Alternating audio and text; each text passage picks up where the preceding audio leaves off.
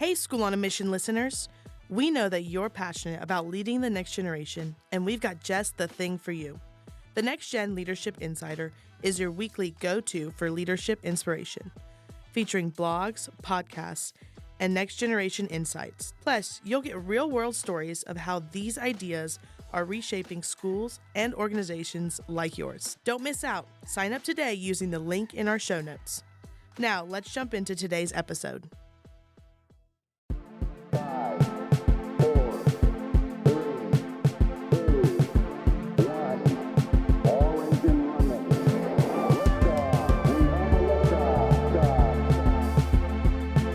Welcome back, everyone. My name is Gina Watts, and here with me co-hosting is the one, the only. He tolerates me and adds value to me. Those are my Andrew two greatest McPeak. skills. Andrew McPeak. If you believe that school should be more than just essays and GPAs, if you believe that EQs are as important as IQs, if you expect amazing things from the next generation, then you are in the right place, because we believe that too. I love that, man. We're so blessed to get to do this. And I hope our listeners feel that too, right? These amazing people are out there doing amazing work. And I think we all need to recognize that from time to time. Yes, we are so fortunate. And today is no exception. But before we get started on our topic, let's do our opening question. Sounds good. So, Andrew, what's something that you rely on now, but didn't even know it existed 5 years ago?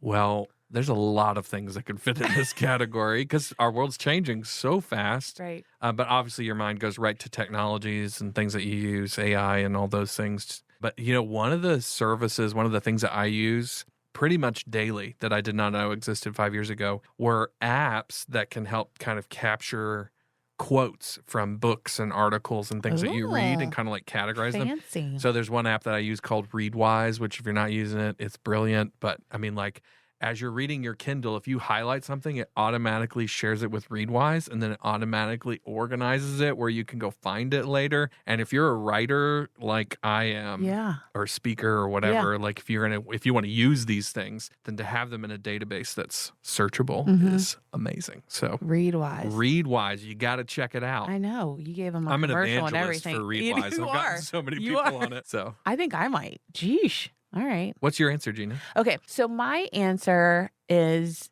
I went back and forth because it says rely, because our question says rely. Yeah. And I try not to rely on anything. Good for you. But the Lord. Anyway, so my answer though was AI. Like I use it more than, and I didn't really know. I think I knew maybe in the back of my mind it existed for people who have access, money, wealth. Like, like in certain spaces, it's probably been used for like 100 years. Yeah. But for it to be so accessible now. Yeah. And I wouldn't say I rely on it, but it does help when my brain is a little tired. And it's so laced between things now too. Even just spell check is kind of a form of artificial intelligence when you think about it. Yeah. But we don't rely, friends. We utilize the tool to help us. Oh, thank you. Do the things that we're supposed to do. Okay, we won't teach on that. But anywho, it's so weird to think about what didn't exist 5 years ago. Yeah. It's like some things become so normal to our everyday lives. It's just hard to even stop and think, what was something that didn't exist 5 years ago? And that is actually even true for the classroom. Our guest today speaks perfectly into this. Cory Hafer is an engineering teacher at Middletown High School, and he is literally changing the way that we think about flipped classrooms. Yeah. Cory is an amazing leader, and he was so cool to be able to speak to us and really give us a new perspective on the role that the teacher plays and the role that a student plays. It's in a way we wouldn't have thought possible maybe even 5 years ago. I completely agree. So let's hear more about Cory and how he became interested in making changes to a more traditional approach to education. Yeah, well, thank you so much for having me. This is the 13th year that I've been in education, and honestly, I didn't see myself going into education. That was not something that was on my radar or life map. I was really passionate about biology and majored in cellular and molecular biology in college. And then I went and worked in research and was pretty sure that I wanted to go be a doctor. And when I was in the research lab, I started to realize that I enjoyed teaching. And so when my boss was talking about what my route was going to be, he encouraged me to actually go check out what public school education would be like. So I did a volunteered in a public school in New York City. We set up this lab connection where we could bring students into the lab and show them around. And I went into the classroom and brought petri dishes, and we grew bacteria. And just something about seeing those students' eyes light up and just their excitement about, seeing microscopes in the lab and all of that was really exciting. And so that was when I kind of decided I wanted to go be a teacher. I think with that background in research, it's kind of changed shaped how I approached education. So I knew that I didn't want to do labs that were just cookie cutter, follow the steps, we get some results that we expected. My training as a teacher was always very much about, creating wonder and creating messy results and then trying to figure out what to make of that. And we will learn by those mistakes along the way, just like real science. So as a first year teacher, I did kind of get into that mindset of, well, I need to cover the curriculum. I need to get my students to pass the state test. I was teaching in New York City at that time. And so the Regents exam, getting good results there was a big deal. But I quickly realized that kids weren't engaged in that. Some kids wanted to do well and just getting a good test score would drive their learning. But a lot of students just didn't care or didn't seem to care. And when you started to ask them questions and let them ask questions, you realize that they were still curious and they wanted to learn about the world. They just didn't quite see the relevance. And so that really made me think about how I could change education or the way that I was approaching education with students. Cory's journey into education is such a testament to how sometimes the unexpected path can really end up becoming something that's super fulfilling. Like we sort of trip our way into our purpose, right? So from researching in a lab to inspiring students in a classroom, it's really all about sparking that curiosity from the very beginning for him, right? I love how Cory tapped into that wonder element. Yeah. It's not just about hitting the curriculum marks, but about creating those moments where students' eyes light up, where learning feels real and tangible. And let's be honest, that's where really the magic happens in education. Yeah, that's totally true. And the other thing he said that I love so much was that idea of messy results, right? So much of the time we are looking for polished and predictable, but when everything's too polished and too predictable, students almost come to expect it, and they can miss out on the deeper learning experiences that come from making mistakes or finding yourself in an unexpected outcome and having to go, well, how did this happen? Why did this happen? And sort of unpack that. Well, our mentor and friend says it best. John Maxwell says, you got to learn to fail forward. Yes. And unfortunately, our students don't often have the opportunity to do that. Yeah. Whether it's because of the way we now parent or the way that classrooms, are structured. But it's in those messy results where we find the engagement factor, where we can be excited, where students can be excited. It's the real world learning at its best, where kids get to question, to explore, to figure it out, what works, what doesn't work. But they have to not be afraid to fail. Absolutely. What's cool is how Cory uses these messy moments to create opportunities for true learning to begin. Yeah, I think sometimes, so I start all lessons, or I try to start lessons in units with some sort of phenomenon, which is, right, the next generation science standards want teachers to engage kids in some sort of really cool thing. Like you have a clear liquid and you add a drop of clear liquid and it turns pink in chemistry. And it's like, oh, wow, what happened, right? And now the kids are they're hooked. So I think that that initial spark of curiosity is what needs to be there for kids to want to learn. And I think if you have this nice scripted path of we're going to go along and do this lesson and this lesson and this lesson and just wait, we're getting towards this really cool thing, but you just have to learn the basics first. There's really not a lot of engagement in wanting to do those basics because we don't see the big picture. But if you start with that big picture and it's like, wait, this is really hard and really messy and I don't know, how do we approach this problem? Now we have this reason to want to learn content and want to learn skills. So I think that's a really big piece of what I've learned, and I keep kind of reminding myself of how important that is. You get used to teaching, you kind of get comfortable, and you sort of are like, well, this is the way it is. I'm going to roll out these lessons. But honestly, my best lessons are when I bring in something fresh and new and hard, and that's way above the student's level, and then we scaffold it as we go. I love how Cory really dives into the idea of sparking curiosity right from the start. One of my favorite TV shows Ted Lasso. You can't not mention it. I can't help it. It's one of my favorites. But, Ted's posture in life is about being curious, and teaching kids the value of curiosity is critical. That whole wow moment is important. It's getting students to wonder about something and then guiding them through the learning process. It makes everything feel more real and engaging. And here's the thing. If you teach young people about curiosity, and specifically at certain moments in life, it also helps shape them as a whole human. Yeah. To be more curious about people. Yeah. Instead of, like Ted Lasso says, be curious. They're practicing judgmental. curiosity, which will then be played out in all their spaces. Yep. Starting with that big attention-grabbing phenomenon like he talks about. Mm-hmm. It also flips, if you think about it, the traditional way of teaching, the traditional teaching method on its head, right? Instead of saving the exciting aha moment for the end, it becomes the hook, right? Yep. Pulling the students in, making them want to learn the basics in order to solve that mystery, right? So rather than teaching the basics and then showing them how to use it, we give them the problem we're trying to solve, and they'll learn the basics along the way, right? It's solving a mystery, so to speak, as we said. And it's such a smart way to shift the focus from just checking off lessons to truly engaging students in the learning process. So speaking of flipping things around, Cory's also embraced an innovative approach to the flipped classroom model.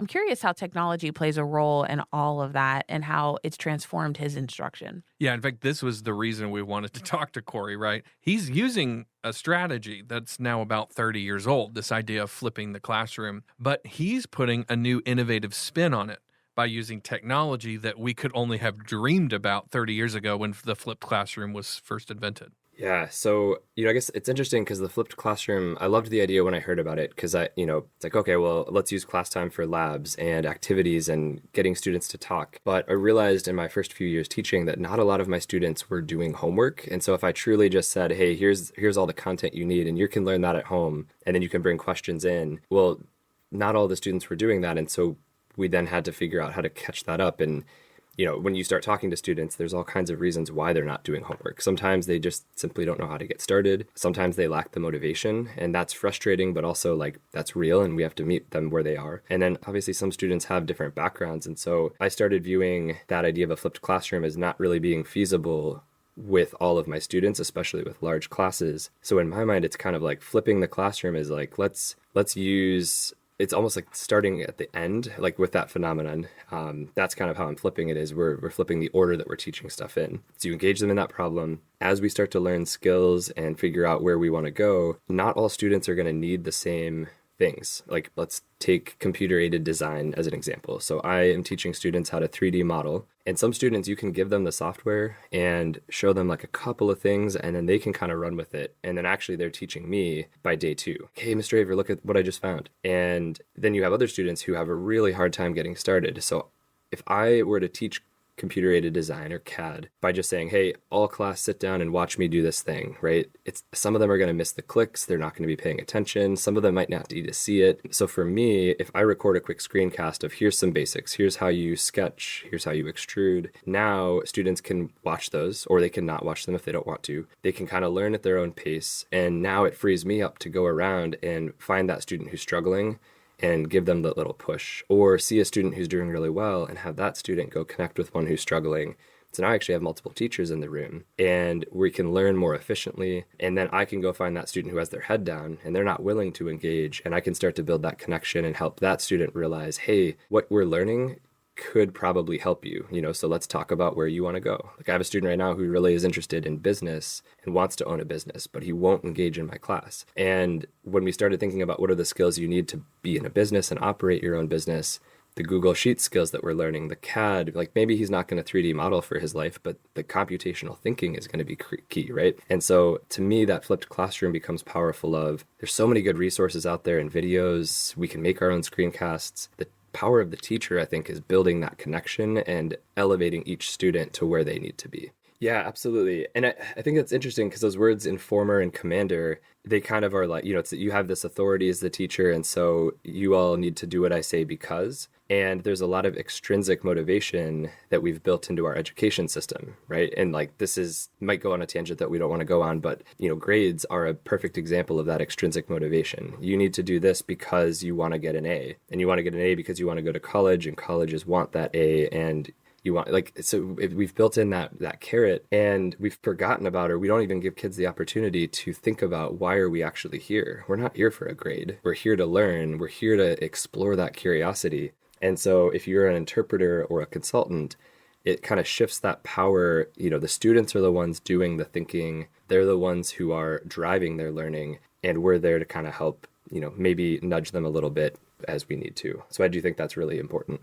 I just love how Cory's reimagining the flipped classroom model. It's less about flipping the when of learning and more about flipping the approach entirely. It's all about meeting students where they are and giving them the tools to explore on their own, while we as educators focus on those individual connections to push them forward. Absolutely. That idea of using technology to free up the teacher's role for more personalized support instead of just delivering the content, that is a game changer and incredibly powerful. It's like giving the students ownership while still being there to guide as the students need it. And that is a powerful combination. Well, it also, it moves a teacher from just teaching content to being like a mentor. Yeah. And building that relationship. I love it. That ownership makes all the difference in their engagement. Speaking of engagement, Cory also uses some pretty advanced tools in his classroom. We asked him how access to this kind of technology has changed the way his students interact with the complex concepts and skills he is trying to teach them. And I've been experimenting with pulling back grades, and I currently actually am running a grades-free classroom in all 4 levels of my engineering this semester. And there's a lot that I need to figure out still. And that like ungrading concept sort of is scary to people. And I think it's misunderstood. There's a lot of feedback that you're giving students, but nothing that they do gets a grade attached until the very end. So there's self-reflection, and there's peer feedback, and there's feedback from the teacher. But the whole time we can just kind of make mistakes, and maybe you're not quite done with this one skill and we need to move on, and we can always circle back if we need. Maybe you're not interested in this thing. It gives a lot more flexibility. So that's something that if any listeners are interested in, Ungrading is a phenomenal book by Susan Bloom, and that's helped kind of transform where I'm going. Yeah, computer-aided design, I think, animated, yeah. So it's really, especially within the engineering classroom, it's shaped how we can tackle different design problems. As students learn how to 3D model, sketching is really cool because you've got these ideas out, you can be creative, but that 3-dimensional piece, you can start to imagine, let's say that we do this automata project in our engineering class where we build a box and it has a shaft that goes through. And as you rotate that shaft, different cams kind of displace these followers. I'm using too many technical terms here, but basically you're creating this like animated box where things are going up and down. You're rotating this drive shaft, and they have to figure out the shapes and sizes of all the pieces. They have to figure out the gear ratio, and they might have a gear. They might want a certain speed, and so they have to have a specific gear, but we don't have that gear. And so they can kind of come up with, use a math to figure out the size of the gear, 3D model it in CAD, and then we can laser cut or 3D print it and make our own custom parts. And so it changes. We might have done this experiment in the past, or this solved a problem in the past, and we have this vision, but we don't have the parts. And so like, this is a cool idea, but we can't bring it to life. And I think some of that technology allows us to really bring it to life. And it's engaging because you have an idea in your head, and now you can actually, in a 30 to 40 minutes, or with the laser cutter, seconds later, you can actually see what was in your head. You can start to go interview pre-K kids. Like we have a pre-K in our building, and so our sophomores go interview the pre-K students, figure out their interests, design charms for them, and then they cut those charms on the laser cutter. And so now we have these pre-K students who are, they have this customized charm that a high schooler built for them, and they get to watch it being created with the laser cutter. And it's just this really exciting thing to have. It also requires a lot of skill development, right? Like if you're going to be able to use a laser cutter, you're going to have this really complex algorithm that you've established, and sort of you have to figure out how to write technically. So I think learning that the technology is engaging, but then the skills that it requires you to develop are very powerful and transferable to a lot of different disciplines, right? Yeah, and that's the other thing too, is like we want students to leave with good skills, and we want them to be college and career ready. And when we have our seniors work with engineers for their capstone projects, and a couple of years ago, this group was working with civil engineering firm in Delaware, Landmark Engineering, and they were needed to create a two-dimensional map of a parking lot, and they needed to learn AutoCAD. And the engineers were kind of like, well, AutoCAD is pretty advanced. We don't know if... I was like, oh, they know how to use Fusion 360. It's in the same genre. So I shared it with my students. I was teaching a bunch of other stuff, so I couldn't really help them. And I said, hey, you're kind of on your own, but if you want to learn how to use this, this would be a cool tool. Kids figured out how to use it. They brought their plans to the engineers, and the engineers were like, how did you do this? And so, yeah, the stuff that we're teaching kids and that thinking does transfer really well into resumes, possible internships, and that's exciting. And I think that helps, again, with the engagement. If kids see that what they're doing is used in the real world and they can envision that, then why not put everything you have into it?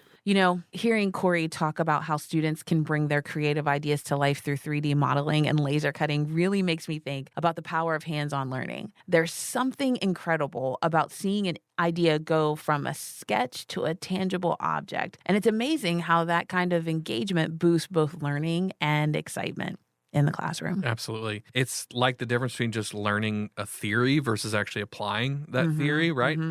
When you can physically create something, see it work, like those custom charms for those pre-K kids that they made. It not only makes the learning real, but it also opens up this whole world of possibilities for students. And they start to see how their skills apply beyond the classroom. And of course, they're naturally going to take what they're doing in the classroom and apply it to their life as well. And speaking of impact on students, Cory has learned a lot from his students, and it has really impacted his journey, especially in how he measures the effectiveness of learning in the classroom. Oh man, there's so many things I could say here. So the first thing, my third year teaching, I had this student who, I was teaching biology at the time, and he would get 100% on my tests, but he would not do homework or classwork because he didn't feel like he needed to. And so he had a poor grade in my class because of the grading structure. And he asked me, why don't I have 100% in your class? Like, I got all of the stuff right on the summative test. You know that I know it. I don't understand why I have to do that other work if I don't need it. And I was like, well, that's a good question.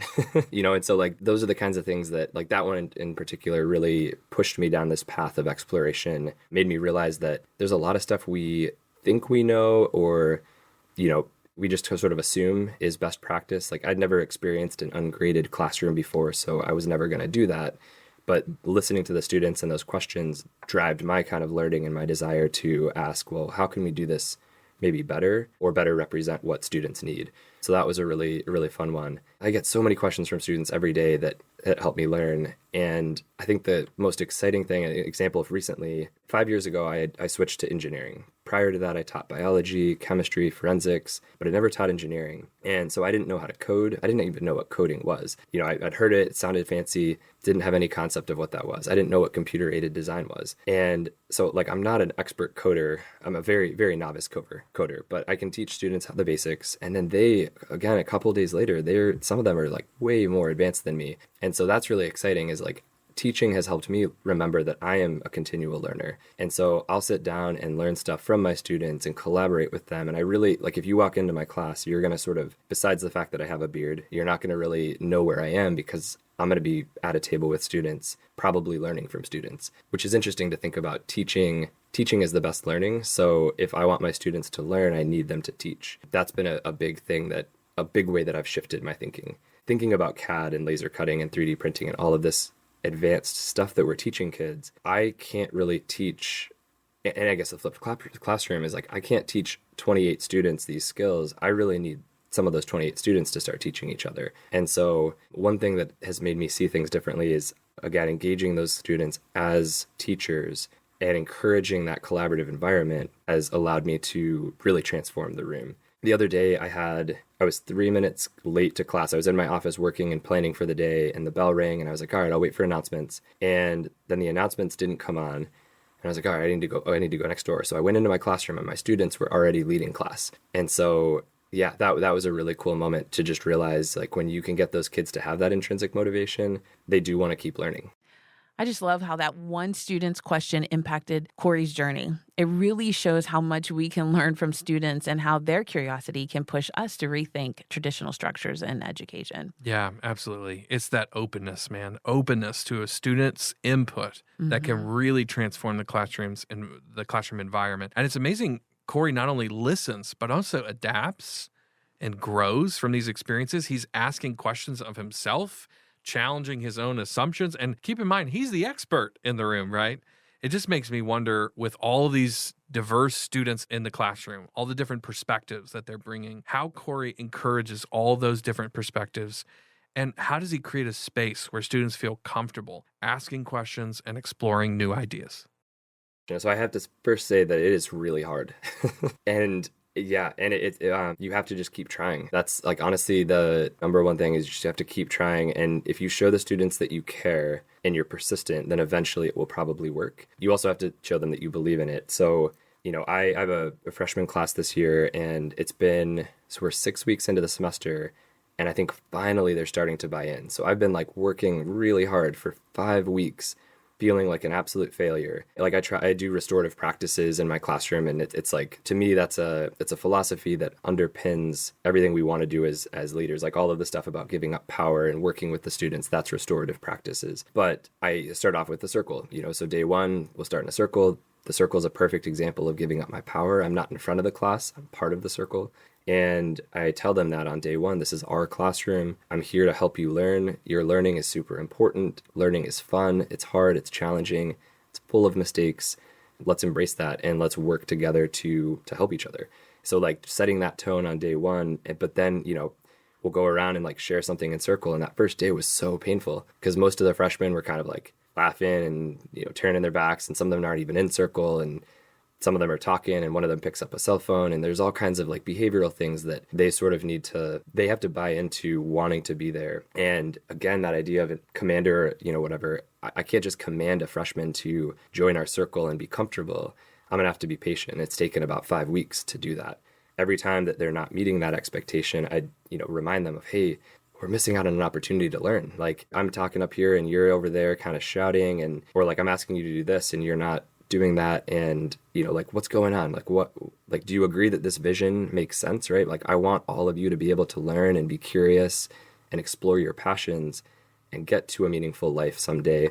Does that sound good? And they're like, well, yeah, that sounds good. And it's like, well, okay, well, what can I do to help you make that real? Because right now you're actively working against that. And they're like, oh yeah, you're right. It takes time. It takes vulnerability. I'm very honest with them. When I'm disappointed, I tell them, look, I'm so frustrated right now because I'm working hard and I feel like you're working against me, and we can change our vision if we need, right? Like that's kind of the way that I approach it. But it is so ridiculously hard. It's easy to let those things slide and, just sort of be like, well, I tried and I'm going to go back to the way it was. Absolutely. Yeah. Yeah. And it just, that's the thing that's crazy. 13 years of teaching, you'd think like, all right, I've got it figured out. I know how to do this, right? But every group of kids is a little different. And, you've got different personalities and some students who just don't want to work with others. So like what I did the other day was just on the spot pivoted. I was like, wow, this lesson is not working. I asked them to do this warm-up thinking question, and like half the class wasn't doing it. So I was like, all right, anyone who's done, like come with me next door and we're going to go have a little conversation, and you all, I guess, keep working. So I had a quick debrief with them, and I was like, can you all lead yourselves and kind of, I want you to come to consensus on your answer, and I'll call you back in a couple minutes. And then I went next door with the other students who weren't doing what I wanted, and I called them up, and we had a little mini circle in that smaller group. All of a sudden they were a little bit more focused, and I was able to I realized also they didn't know each other's names 5 weeks in. And it's like, how, as a veteran teacher, how did I not let my students know each other's names? You just get so bogged down with everything else. But so we went around and we did like a quick name game again and just had some fun. And then we brought back it's just little things like that just, you have to be really intentional. You have to care. You have to remember that it's not the content. It really is. I mean, the content's important, right? And the content has to drive our learning. But I think we often forget about the connection piece because we're so worried about, let's get them ready for this test. But you can achieve a lot more when they do buy into that class. Cory's approach to fostering patience and persistence in his classroom, it's really inspiring to me. I think for a lot of teachers, and even for myself, it's easy to get frustrated when things don't work right away, especially when the students aren't immediately engaged. But he has such patience when he approaches this challenge and goes, we're going to get there, we're going to get there, we're going to get there. Exactly. It's a reminder that education, especially when you're trying new methods like a flipped classroom, is all about the long game. Yes. I wonder how much of us, we really probably all need to think about our patience factor. Yes. Maybe we need to build that, build a little bit more resilience with patience, because that's probably one of his superpowers. You have to build that trust and engagement over time. And speaking of flipped classrooms, Cory has embraced this model in a new way. he has some advice for how school leaders and educators like those of you listening, looking to encourage more student-led learning, can get started. So I think I've been spending a lot of time thinking about this, and I think the most important thing, honestly, would be exploring kind of this idea of restorative practices. If that's something that is not kind of something, it's not comfortable and familiar with teachers, I would say that would be an area to look into, is how do we build that really cohesive, collaborative culture? Because the reality is I haven't been able to do the flipped classroom or like what I've been doing with my students. I haven't been able to do that with my freshman class the way that I want to yet, because I'm dealing with some of those behavioral issues and still building that culture. My sophomores are getting there, my juniors and seniors, like it's exactly where I want it, and it's incredible and super inspiring. So I think you've got to spend that time on building a collaborative culture where risk-taking is okay, where any student in the class can go to another student and ask for help. Because without that, it's not going to work. So that would be my first thing. And then the other piece of that is there's this concept that I heard a podcast on a couple years ago, unconditional positive regard. And it's this idea that every student matters no matter what. A lot of us, and I find myself falling into this hole as well. Okay, you matter to me as a student, but if you're not doing what I want you to, okay, well, you just don't want to. And so like I tried, right? But if you have that unconditional positive regard, it's like, well, you're not doing what I want you to, and you still matter, and I'm going to be here for you no matter what. I think that really, those pieces lay that foundation. From there, I would say, write really clear learning targets. It used to drive me crazy as a new teacher. Why do we have to unpack standards? Why can't I just teach the standards? But if you're thinking about what you're teaching, there's so much stuff wrapped up into a standard. And so if you pull out all of those things that, what are the skills and the knowledge and what's really important? Today, when you leave my class, what do I want you to know? If you can pull those learning targets out, it then makes it really clear of like, where do we need to go? And now there's a million paths to get there. If you even give that list of learning targets to each student, like you could print it out or have it in, like I put it in a portfolio on Google Sites. Now every student knows like, all right, I need to do this, this, this, and this. And they can kind of help manage that. And now you can start to flip it and be like, well, you go watch the screencast if you're ready for this. Go watch this other screencast. If you need help with this learning target and I'm busy, go talk to a student. But without the collaborative culture and without those clear learning targets, everything else is kind of going to fail. So those would be the first two areas I would start with. And then just look for ways you can give up power or get your students to, ask your students, what do you want to learn about? What's working, what's not? Students have helped me come up with a lot of strategies and a lot of ways to move forward. Andrew, we would be remiss if we didn't share the final wise piece of advice Cory gave to all of us before we ended our interview.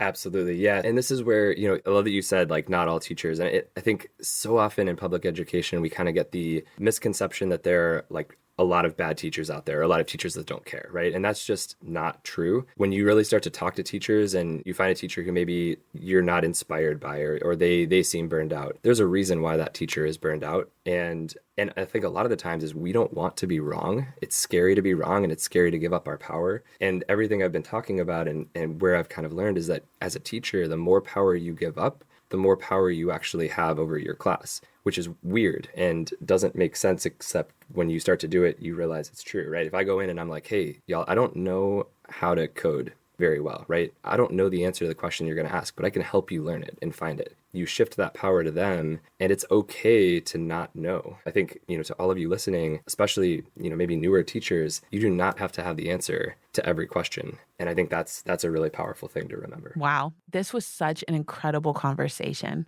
I feel like his approach to teaching really embodies what it means to make education a dynamic and engaging experience.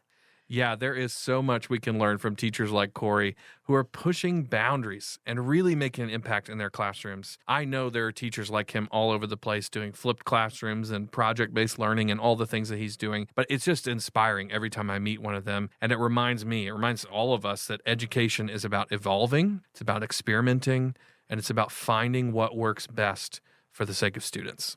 I feel like we got a lot of information today. So much information. Maybe information overload. Yeah, we got a lot of information. We need a little bit of DMI time. DMI, friends, of course, stands for Don't Miss It. Andrew and I will both highlight the one thing from today that we don't think you should miss.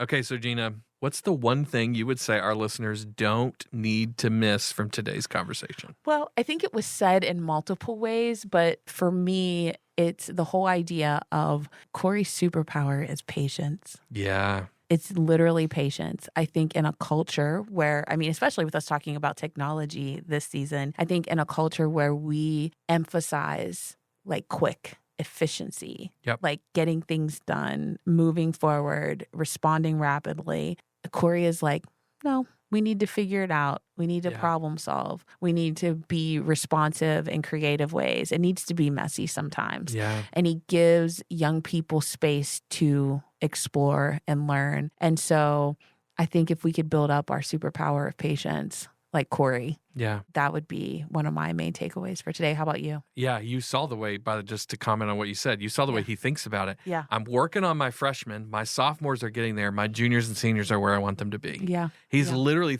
he's got a 4-year approach to the development of his students. I just think the amount of patience he has is so great. The other thing I thought of, my DMI, is really his openness. In fact, I believe this is on the Big 5 personality test. Openness to experience is one of the aspects of personality. And I would say his is probably very high, right? The ability to have a student challenge him like that student did so many years ago and say, you gave me a bad grade, but I know this. So maybe the grade isn't doing what you want it to do. And for Cory, instead of being frustrated and how dare you, instead, he is going, you know what? What assumptions am I making? Yeah. Yep. About what learning is actually taking place. What assumptions am I making about how grades should be given out, right? And so he starts to explore all of these ideas simply because one student in a classroom asked him a question he didn't have an answer to. Yeah. And that curiosity that he's modeling so well, the openness to being wrong, the openness to making mistakes, the openness to admitting when I need to make a change and learn, and then begin to make adjustments to how do grades work? How does classroom structure work? All of that. To me, I think he is modeling this transition that all of us as educators have to make in the 21st century, which is, I'm not going to be in control of all of this. I can't. Instead, I want to switch my role to consultant, and he's doing that so beautifully. So that was definitely my takeaway. I feel like we're so always in tune, because what I was going to say was along those same lines where you ended, which is it's almost as if he's fully embraced taking ownership of his classroom. Yeah. You can't control everything. Yeah. You can't control all the outside factors. You can't control the standards that the state's going to give you or change. You can't control the expectations of your administration. But what you can influence is the way that learning happens in the classroom with your students. And so just an encouragement for our educators listening.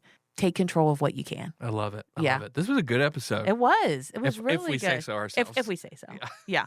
But you guys could also tell us that. We're so excited each and every time to spend time with you. So thank you for joining us today on this episode of the School on a Mission podcast. But before you hit skip onto your next podcast, we've got a little challenge for you. We want you to grab a pen, a notebook, a sticky note, or even the back of your hand and write down one action that you're going to take this week. Maybe it's something you're going to do, something you're going to investigate, something to read more about, a person you might want to meet with. You got it?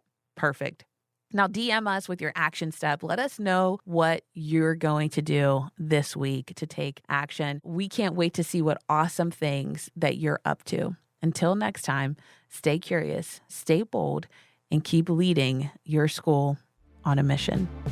The School on a Mission podcast is produced by Growing Leaders, powered by Maxwell Leadership Foundation. You can find out more about Growing Leaders at growingleaders.com. We want to especially thank Cory Hafer for joining us as a guest in today's episode. This podcast was co-produced by Angelica Oliver and Kara Mallory.